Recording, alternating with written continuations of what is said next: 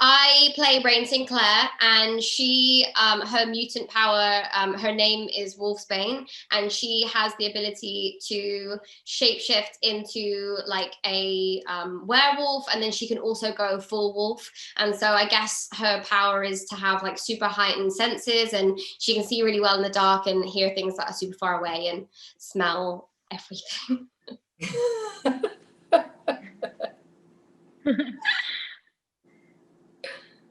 Hi, I play Danny Moonstar, and my power is to make people's deepest fears come to life. And it can like really physically hurt you, it can kill you. Yeah, it's a Mirage, which is my superhero name, Mirage.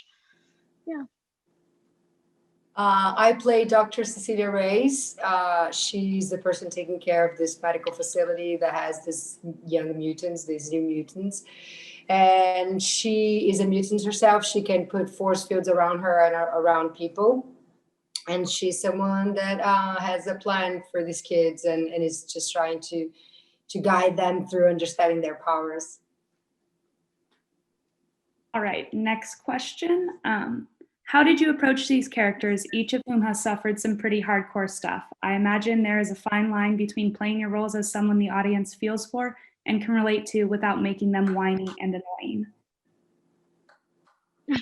Ooh, interesting question, girls. Yeah, I think for the biggest thing that stood out to me was with Rahne is how much she doesn't say. And so there's a lot with her that is internalized. And so that can be quite a difficult thing to do when you are in a room full of actors and all of you are playing these characters and you're trying to, you know, be a prominent player and you have nothing to say, and so I think that gives you a lot of space to just internalize a lot. And as an actor, I think I definitely learned a lot about myself in trying to discover the person within me who doesn't speak at any given moment and who does keep a lot of things like within her own head. And I think a lot of people are going to really relate to that. Me, not so much, because I can't stop talking. But people who are watching this film will. You know, playing Danny is hard because she has to talk about what happened to her a lot, even from the beginning, because she's just gotten there.